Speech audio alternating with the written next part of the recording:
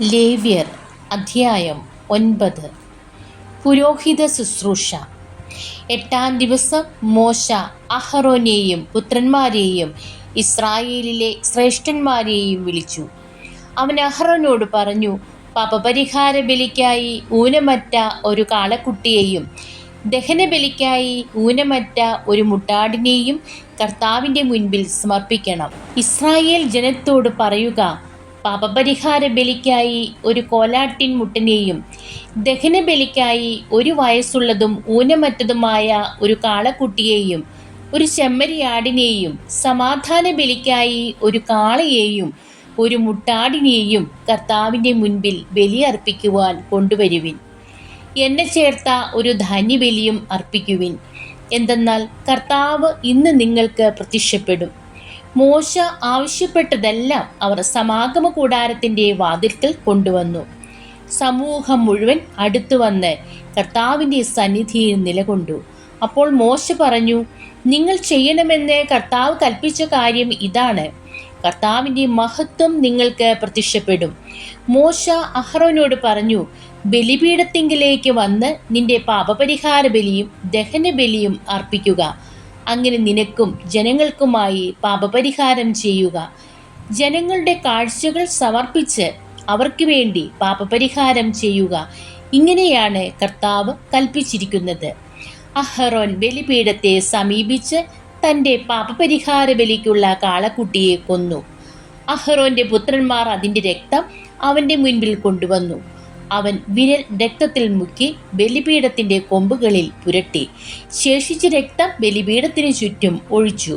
കർത്താവ് മോശയോട് കൽപ്പിച്ചിരുന്നത് പോലെ ബലിമൃഗത്തിൻ്റെ മേധസ്സും വൃക്കകളും കരളിനു മുകളിലുള്ള നെയ്വലയും ബലിപീഠത്തിൽ വെച്ച് ദഹിപ്പിച്ചു. മാംസവും തോലും പാളയത്തിന് വെളിയിൽ വെച്ച് അഗ്നിയിൽ ദഹിപ്പിച്ചു. അഹറോൻ ദഹനബലിക്കുള്ള മൃഗത്തെയും കൊന്നു. അവൻ്റെ പുത്രന്മാർ അതിൻ്റെ രക്തം അവൻ്റെ അടുക്കൽ കൊണ്ടുവന്നു. അവനത് ബലിപീഠത്തിന് ചുറ്റും തളിച്ചു. ദഹനബലി മൃഗത്തിൻ്റെ കഷ്ണങ്ങളും തലയും അവർ അവൻ്റെ അടുത്ത് കൊണ്ടുവന്നു. അവനത് ബലിപീഠത്തിൽ വെച്ച് ദഹിപ്പിച്ചു. അതിൻ്റെ ആന്തരിക അവയവങ്ങളും കാലുകളും കഴുകി അതിനോടൊപ്പം ബലിപീഠത്തിൽ വെച്ച് ദഹിപ്പിച്ചു. അതിനുശേഷം അവൻ ജനങ്ങളുടെ കാഴ്ച സമർപ്പിച്ചു.